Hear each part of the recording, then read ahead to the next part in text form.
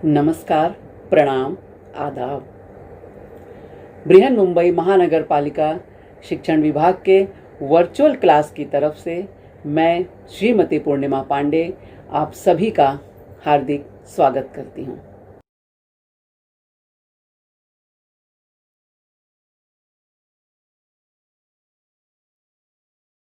भूगोल पाठ 1 पृथ्वी और रेखा जाल।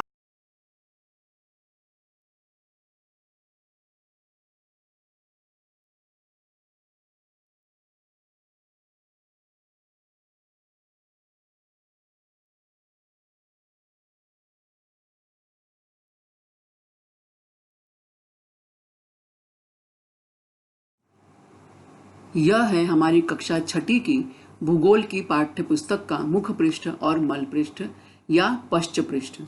किसी भी पुस्तक का मुख्य पृष्ठ उस पुस्तक के पूरे घटकों का एक आईना होता है। और इस अपनी पाठ्य पुस्तक में आप देख रहे हैं पृथ्वी का ग्लोब लिए हुए दो बच्चे, और बहुत ही खुश हैं वो बच्चे। यानी हम कक्षा 6ठी की अपनी इस भूगोल की पुस्तक में पृथ्वी के ग्लोब के बारे में जानकारी प्राप्त करेंगे। और उसके पश्च पृष्ठ पर बहुत सारे छायाचित्र दिए हुए हैं जो आपके पाठ के विभिन्न घटकों से संबंधित हैं।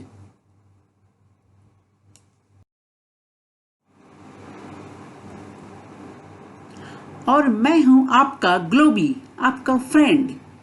पूरी किताब में आपके साथ साथ चलूंगा और आपसे बहुत कुछ बातें करता रहूंगा। पाठ पहला, पृथ्वी और रेखा जाल।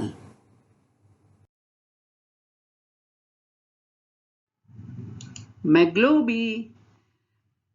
पिछले वीडियो में हमने क्या जाना था, इसकी एक झलक हम शुरू की 2 स्लाइड में देखेंगे। पृथ्वी के ऊपर प्रति एक अंश की दूरी के अनुसार कुल 181 अक्षांश रेखाएं बनाई जा सकती हैं। बच्चों, यदि आपने गणित में चांदा का उपयोग किया होगा, जिसमें हम 1 से लेकर 180 अंश तक के कोण बनाते हैं, और उसी तरह यहाँ पर हम 2 चांदे को यदि एक साथ मिला दें तो हम पृथ्वी के स्वरूप की एक कल्पना कर सकते हैं। आप उसको साकार देख सकते हो कि किस तरह से हम पृथ्वी पर जो काल्पनिक रेखाएं खींची गई हैं, अक्षांश रेखाएं और देशांतर रेखाएं, वो किस तरह से काम करती हैं या उनकी संकल्पना कैसी है। तो यहां हम देख रहे हैं 0 अंश की विषुवत रेखा जो पृथ्वी को 2 समान भागों में बांटती है। 1 से 90 अंश उत्तरी गोलार्ध की 90 अक्षांश रेखाएं, और उसी तरह 1 से 90 अंश दक्षिणी अक्षांश रेखाएं, यानी दक्षिणी गोलार्ध की रेखाएं, ये भी 90 अक्षांश रेखाएं होती हैं। तो उत्तरी गोलार्ध में 1 से लेकर 90 तक, दक्षिणी गोलार्ध में 1 से लेकर 90 तक, और 0 अंश की विषुवत रेखा, कुल मिलाकर 181 अक्षांश रेखाएं बनाई जा सकती हैं। कैसे बनाई जा सकती हैं, आइए देखते हैं। यह है विषुवत रेखा जो पृथ्वी के मध्य भाग से गुजरती है, और विषुववृत्तीय प्रतल के आधार पर यह पृथ्वी के परिधि से कोण बनाती है।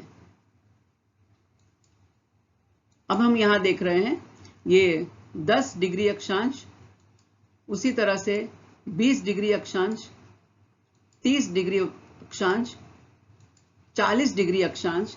अब हमें यहाँ पर बोलते समय बच्चों ये ध्यान देना पड़ेगा कि यह उत्तरी गोलार्ध में है, इसीलिए हर बार यहाँ पर उत्तरी अक्षांश का उपयोग करना आवश्यक होता है। 50 अंश उत्तरी अक्षांश, 60 अंश उत्तरी अक्षांश, 70 अंश उत्तरी अक्षांश, 80 अंश उत्तरी अक्षांश, और यह 90 अंश यह उत्तरी अक्षांश। उसी तरह से हम देखेंगे दक्षिणी गोलार्ध में 10 अंश दक्षिणी गोलार्ध, 10 अंश दक्षिणी अक्षांश, 30 अंश दक्षिणी अक्षांश, 40 अंश दक्षिणी अक्षांश, 50 अंश दक्षिणी अक्षांश, 60 अंश दक्षिणी अक्षांश, 70 अंश दक्षिणी अक्षांश, 80 अंश दक्षिणी अक्षांश और 90 अंश।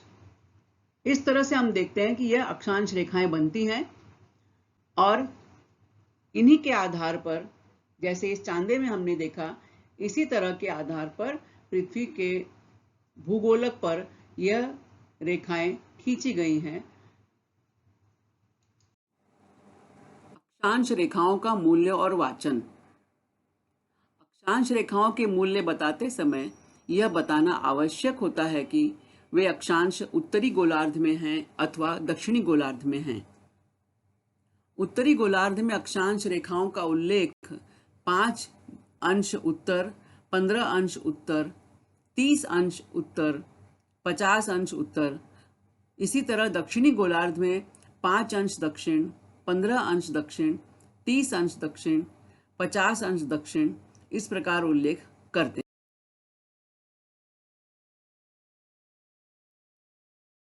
हेलो, मैं ग्लो बी। इस वीडियो में हम क्या सीखेंगे? इसमें हम सीखेंगे देशांतर रेखा, अक्षांशों और रेखांशों के मूल्य की वाचन प्रणाली और रेखाजाल का उपयोग। विषुवत वृत्तीय प्रतल और विषुवत रेखा। उत्तरी और दक्षिणी ध्रुवों को जोड़ने वाली अर्धवृत्ताकार रेखाएं बनाई जा सकती हैं और इसी तरह प्रत्येक अंश पर अर्धवृत्त बनाए जा सकते हैं और इन अर्धवृत्तों को ही हम देशांतरीय रेखाएं कहते हैं। शून्य देशांतर को प्रमुख देशांतर रेखा कहते हैं। इस देशांतर से अन्य देशांतरों की कोणीय दूरी अंश में बताई जाती है, अतः इन्हें रेखांश कहते हैं। पृथ्वी का मानचित्र। यह है 0 देशांतर रेखा जो हमारी पृथ्वी को 2 समान गोलार्धों में बांटती है। एक है पश्चिमी गोलार्ध और दूसरा है पूर्वी गोलार्ध, और हमारा भारत देश पूर्वी गोलार्ध में आता है। और यदि हम उत्तर दक्षिण गोलार्ध की तरफ से देखें तो हमारा भारत देश उत्तरी गोलार्ध में आता है। 0 अंश देशांतर रेखा और 180 अंश देशांतर रेखा को 0 अंश पूर्व देशांतर रेखा अथवा 180 अंश पूर्व देशांतर रेखा या 0 अंश पश्चिम देशांतर रेखा, 180 अंश पश्चिम देशांतर रेखा इस तरह नहीं कहा जाता। इन्हें केवल 0 देशांतर रेखा और 180 देशांतर रेखा ही कहा जाता है। देशांतर रेखाओं का मूल्य बताते समय पूर्वी गोलार्ध में 10 अंश पूर्व, 15 अंश पूर्व, 30 अंश पूर्व, 150 अंश पूर्व तथा पश्चिमी गोलार्ध में 5 अंश पश्चिम, 15 अंश पश्चिम, 30 अंश पश्चिम, 150 अंश पश्चिम इस प्रकार किया जाता है। 0 अंश देशांतर रेखा और 180 अंश देशांतर रेखा तक की सभी देशांतर रेखाएं भूगोलक पर एक दूसरे के सामने आती हैं। जैसा कि हम इस चित्र में देख रहे हैं, 0 अंश देशांतर रेखा जिसे हम प्राइम मेरिडियन या मुख्य देशांतर रेखा कहते हैं, उसके बिल्कुल अपोजिट में हम देख रहे हैं विपरीत में 180 अंश देशांतर रेखा। उसी तरह हम देखते हैं और उदाहरण 120 अंश देशांतर रेखा के बिल्कुल विपरीत में हम देख रहे हैं 60 अंश देशांतर रेखा। तो बच्चों, यह बात हमेशा ध्यान में रखो कि 2 आमने सामने की देशांतर रेखाओं का योग हमेशा 180 अंश होता है। अब हम चूंकि मानचित्र में देखते हैं, वो फ्लैट मानचित्र होता है, 2D मानचित्र होता है, तो उसमें हमें इस तरह से दिखाई समझ में नहीं आता। लेकिन यदि हम उसी चित्र को गोल कर लें, गोलाई में लपेट लें, क्योंकि हमारी पृथ्वी तो गोल है, तो यदि उसे हम गोल कर लें तो हमें समझ में आता है कि परस्पर आमने सामने की जो देशांतर रेखाएं होती हैं, ये इनका योग 180 अंश होता है। इतनी विशाल आकार वाली पृथ्वी पर स्थित स्थानों को सटीक रूप से केवल अक्षांशों और देशांतर रेखाओं द्वारा ही बताया जा सकता है। पृथ्वी हमें जितनी छोटी एक ग्लोब में दिखाई देती है, वास्तव में तो पृथ्वी वैसी है नहीं। पृथ्वी का आकार तो बहुत ही बड़ा है, बहुत बड़ा है। तो इतनी बड़े आकार की पृथ्वी पर सभी स्थानों की सटीक लोकेशन बताना, यह केवल अक्षांशों और रेखांशों द्वारा ही संभव हो सकता है। यह है पृथ्वी का ग्लोब और इस पर कुछ खड़ी रेखाएं खींची गई हैं, ऊर्ध्वाधर रेखाएं ऊपर से लेकर नीचे तक आती हुई। और हम देखते हैं कि इन रेखाओं में बीच में रेखाएं जो हैं ये चौड़ी दिखाई दे रही हैं और जैसे जैसे ऊपर की ओर या दक्षिणी गोलार्ध में नीचे की ओर जा रही हैं, इनके बीच का अंतर कम होते जा रहा है। और यहाँ पर दूसरे ग्लोब में हम देख रहे हैं, इस ग्लोब पर भी कुछ रेखाएं खींची गई हैं, पर यह रेखाएं आड़ी रेखाएं हैं, क्षैतिज रेखाएं, जिन्हें हम अक्षांश रेखा कहते हैं। और यहाँ पर हम क्या खासियत देखते हैं कि यहाँ पर अक्षांश रेखाओं के बीच में सभी जगह दूरी या अंतर एक समान होता है। अब किसी भी अक्षांश रेखा को आप देख लीजिए तो परस्पर दो अक्षांश रेखाओं के बीच में जो दूरी है या जो अंतर है वो पूरे गोलार्ध पर समान रहता है।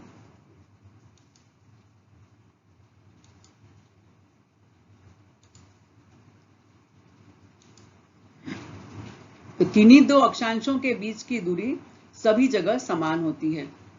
किन्हीं दो देशांतर रेखाओं के बीच की दूरी सभी जगह समान नहीं होती है। ये बहुत बड़ा अंतर है अक्षांश और देशांतर रेखाओं के बीच। पृथ्वी तल पर समीप के कोई भी दो अक्षांश रेखाओं के बीच की दूरी 111 किलोमीटर होती है तथा विषुवत रेखा पर समीप के किन्हीं भी दो देशांतर रेखाओं के बीच की दूरी 111 किलोमीटर होती है।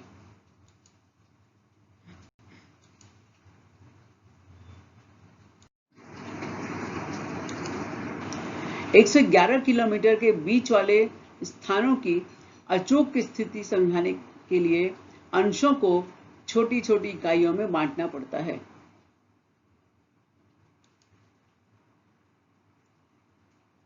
बिल्कुल सही पहचान रहे हो आप। हमें इन अक्षांशों को घड़ी की सहायता से हम बांटते हैं।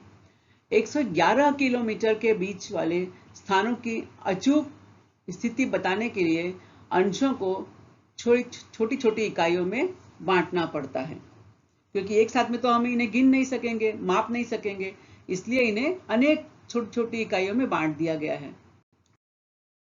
अंश का यह विभाजन मिनट इकाई में और मिनट का विभाजन सेकंड इकाई में किया जाता है। अक्षांशों और रेखांशों के मूल्य अंश, मिनट, सेकंड इकाइयों में बताने का सिस्टम है।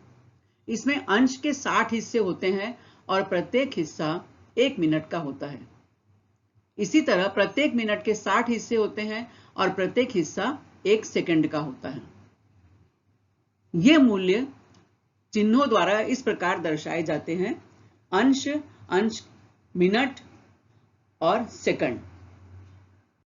कोई भी दो देशांतर रेखाओं के बीच की दूरी अक्षांश रेखाओं के अनुसार बदलती जाती है। हम सब जानते हैं पृथ्वी का आकार गोल है और इसी गोल आकार होने की वजह से विषुववृत्त के पास भूमध्य रेखा पर देशांतर रेखाओं के बीच की दूरी अधिक होती है और ज्यों-ज्यों यह रेखाएं ध्रुवों की तरफ बढ़ती हैं, इनके बीच की दूरी कम होते जाती है और ध्रुवों पर पहुंचकर यह दूरी शून्य रह जाती है। तो विषुवत रेखा पर देशांतर रेखाओं के बीच की दूरी 111 किलोमीटर होती है। दो देशांतर रेखाओं के यानी पास पास की दो देशांतर रेखाएं हैं तो इनके बीच की दूरी 111 किलोमीटर होती है। अब जैसे जैसे यह ध्रुवों की ओर बढ़ती हैं तो उत्तरी ध्रुव में कर्क रेखा पर इनकी दूरी 102 किलोमीटर होती है। उसी तरह मकर रेखा पर दक्षिणी गोलार्ध में इनके बीच की दूरी 102 किलोमीटर होती है। आर्कटिक वृत्त के पास परस्पर इनके बीच की दूरी 44 किलोमीटर रह जाती है, तो अंटार्कटिका वृत्त के पास इनके बीच की दूरी घटकर 44 किलोमीटर हो जाती है। अब जब ध्रुवों पर ये रेखाएं पहुंचती हैं, देशांतर रेखाएं, तो इनके बीच कोई अंतर नहीं होता। यह 0 किलोमीटर देशांतर रेखाएं, क्योंकि यह खड़ी रेखाएं हैं, ऊर्ध्वाधर रेखाएं, और जब इनमें मिलती हैं अक्षांश रेखाएं, आड़ी रेखाएं, तब क्या बनता है? तब बनता है रेखा जाल। अक्षांश रेखाओं और देशांतर रेखाओं के एक साथ जुड़ने से पृथ्वी के ग्लोब पर रेखा जाल की निर्मित होती है और इस रेखा जाल का उपयोग पृथ्वी पर स्थान निर्धारित करने के लिए होता है। बच्चों, क्या आपने रेंगल द्वीप का नाम सुना है? नहीं सुना है तो आइए हम देखते हैं इस मानचित्र में कहां है रेंगल द्वीप। यह है रशिया के पास छोटा सा एक आइलैंड द्वीप, रेंगल द्वीप।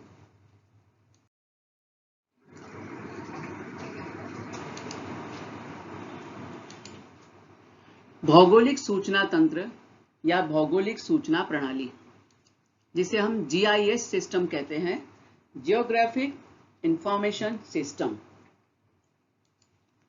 एक तरह से यह भूज्ञान की सूचना प्रणाली होती है, यानी भौगोलिक सूचना के आधार पर विश्व के बारे में जानकारी मिलती है इस सिस्टम के द्वारा। तो इस तरह हम देखते हैं कि पृथ्वी पर स्थान निश्चित करने के लिए अक्षांश और रेखांश का उपयोग होता है और वर्तमान समय में टेक्नोलॉजी ने इसका अत्यंत प्रभावी ढंग से उपयोग किया है, जिसका एक उदाहरण है GIS system, geographic information system. यह उपग्रहों के द्वारा भौगोलिक स्थान के बारे में निर्धारण करना, सटीक निर्धारण करना संभव हो पाया है और इस जो प्रणाली इसके लिए उपयोग में लाई जाती है वो है GIS, ज्योग्राफिकल इंफॉर्मेशन सिस्टम। दूसरा है GPS system, global positioning system. हमने इसे अपने गूगल मैप में भी देखा है, अपने मोबाइल पे भी कई बार आपने देखा होगा। स्थान निर्धारण करने के लिए इसका बहुत ही तेजी से उपयोग हो रहा है आजकल। गूगल मैप इंटरनेट पर हम देखते हैं, मोबाइल में आपने देखा है। कई बार यदि हम गाड़ी में बैठते हैं, कार में या टैक्सी में, तो वहां पर डायरेक्शन देखने के लिए जगह का स्थान कौन सा स्थान किस जगह पर है, उसके एग्जैक्ट लोकेशन जानने के लिए हम गूगल मैप का इस्तेमाल करते हैं। तो गूगल मैप भी किस सिस्टम पे काम करता है? यह भी अक्षांश और रेखांश के आधार पर ही काम करता है। इसके अलावा विकीमैपिया और इसरो के भुवन जैसे संगणकीय मानचित्र प्रणाली में भी अक्षांश रेखाओं और देशांतर रेखाओं का उपयोग किया जाता है। भुवन सिस्टम जो है, यह भारत के द्वारा निर्मित किया गया सिस्टम है। भारत की संस्था, अंतरिक्ष विज्ञान से संबंधित संस्था इसरो, और इसरो के द्वारा निर्मित किया गया हुआ यह सिस्टम। स्थान निर्धारण भारतीय प्रणाली, वैश्विक स्थान निर्धारण प्रणाली तकनीकी में भारत ने अपनी आत्मनिर्भरता सिद्ध की है। इसके लिए भारत स्वयं के 7 उपग्रहों की व्यवस्था को उपयोग में लाने वाला है। इस प्रणाली के कारण दक्षिण एशिया के प्रदेशों और अधिकांश हिंद महासागर में स्थान निर्धारण अचूकता से करना संभव होगा। आज का यह वीडियो, मुझे विश्वास है बच्चों आपको बहुत अच्छा लगा है, बहुत पसंद आया है। इसी तरह के शैक्षणिक वीडियोस आपको लगातार मिलते रहें, इसलिए इस चैनल को ज़रूर लाइक करें, सब्सक्राइब करें और शेयर भी करें।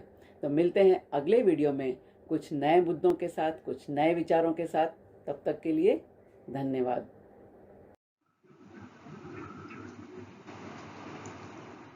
तो बच्चों, आज के वीडियो में हमने अक्षांश रेखाओं के बारे में और देशांतर रेखाओं के बारे में विस्तार से जानकारी प्राप्त की। उन रेखाओं का क्या उपयोग होता है उसके बारे में भी हमने देखा, यानी रेखाओं का व्यवहारिक उपयोग क्या है उसके बारे में भी हमने जानकारी प्राप्त की। मिलेंगे अगले वीडियो में।